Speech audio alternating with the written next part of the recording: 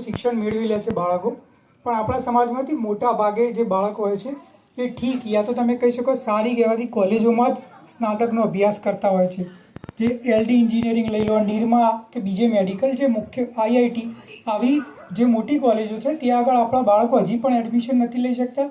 અને જો સરકારી નોકરીની વાત કરીએ તો આપણા સમાજના મોટા ભાગના જેટલા બી લોકો સરકારી નોકરી કરતા હશે એ યા તો મતલબ ક્લાર્ક હશે, પ્યુન હશે, તલાટી હશે, સપોઝ આગળ જઈએ તો DSO, STI કે PI હશે, PSI હશે, પણ આપણા સમાજમાંથી કોઈ દિવસ class 1, class 2, DC, DYSP, IS ના કદી નામ નહીં સાંભળ્યા હોય.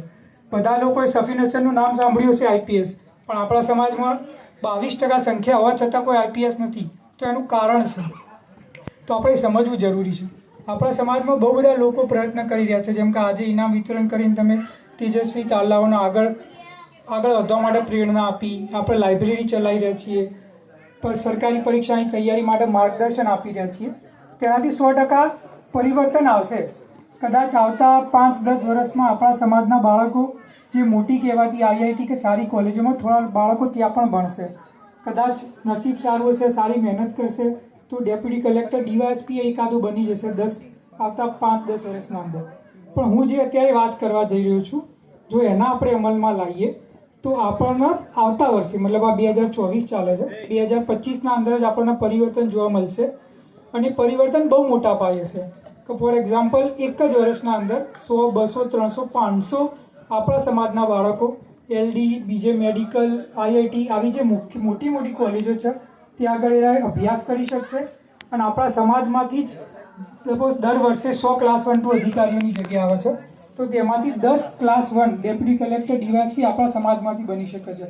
અને જે અત્યારે હાલ સેલ્સ ટેક્સ ઇન્સ્પેક્ટર, DYSO કે તલાટીમાં જે લોકો પાસ થાય છે એની 3-4 ગણા વધી જશે. કે ફોર એક્ઝામ્પલ ગયા વર્ષે જે પોલીસની ભરતી થઈ એમાં ઠાકોર સમાજમાંથી 250 જેટલા કોન્સ્ટેબલ પાસ થયા છે અને 10 PSI. જો આ વસ્તુ થઈ જાય તો આવનારી જે પોલીસ ભરતી આવશે એના અંદર આપણા સમાજમાંથી 250ના જગ્યાએ 1000 કોન્સ્ટેબલ અને 50 PSI પાસ થઈ શકે. હું આ મોટી વાતો નહીં કરી રહ્યો. તમને લાગતું છે આ ભાઈ કોણ છે, શું વાતો કરી રહ્યો છે, તો હું મારો પરિચય આપી દઉં. મારું નામ છે તારક ઠાકોર. મેં ઇલેક્ટ્રિકલ એન્જિનિયરિંગ કર્યું છે ડિસ્ટિંક્શન સાથે. અને GTUનું જે પરિણામ આવે છે એમાં ગુજરાતમાં જે ટોપ 100 જે સ્ટુડન્ટ આવતા હતા એમાં મારું ઘણીવાર રેન્ક આવેલો છે.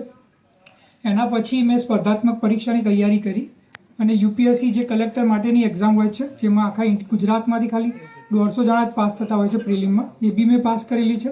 અને ક્લાસ 1, 2 જે ડેપ્યુટી કલેક્ટર, DYS માટેની એક્ઝામ હોય છે એની મુખ્ય પરીક્ષા મેં 6 વાર આપેલી છે. બાકી police inspector, sales tax inspector, DYSO બધાની પ્રાથમિક પરીક્ષાઓ મેં પાસ કરેલી છે. હું અત્યારે અહીંયા સ્પર્ધાત્મક પરીક્ષાની તૈયારી જે બાળકો કરે છે તેમને તૈયારી કરાવું છું. અને અત્યારે હાલ એક હું રાજનૈતિક વિશેષજ્ઞ અને એક પોલિસી વિશેષજ્ઞ તરીકે કામ કરું છું. મતલબ કે ગુજરાત હોય કે ભારત સરકાર હોય તો જે પોલિસી બનાવવામાં આવે છે, કેમ બનાવી, એનાથી શું ફાયદા થઈ શકે છે, એના અંદર કયા વસ્તુ છે જેથી આપણે ફાયદા લઈ શકીએ છીએ, આપણો સમાજ કેમ ફાયદા નથી લઈ શક્યો, કે કેમ આટલી પોલિસી કે અનામત હોવા છતાં બી આપણે પાછળ છીએ. તો એના માટે મેં એની વિશે બહુ સારી રીતે ઊંડાણપૂર્વક મેં રિસર્ચ કરી છે અને એ વસ્તુ હું તમારા આગળ મૂકવા માગું છું. ખાલી 5 મિનિટ સાંભળજો. અત્યારે હાલ જે SEBC મતલબ OBC સામાજિક અને જે શૈક્ષણિક રીતે પછાત વર્ગ છે એમાં ગુજરાતમાં 146 જ્ઞાતિઓ આવે છે. તમે કોઈ પણ સારી કોલેજના જે અંદર એડમિશન લેતા બાળકો હોય તમે એની લિસ્ટ જોઈ લો, યા તો કોઈ પણ ક્લાસ 1, 2, 3ની જે પરીક્ષાનું પરિણામ આવે છે એનું લિસ્ટ લઈ લો, તો 146માંથી તમને 10 જ્ઞાતિ છે જેમના બાળકોના નામ જોવા મળશે.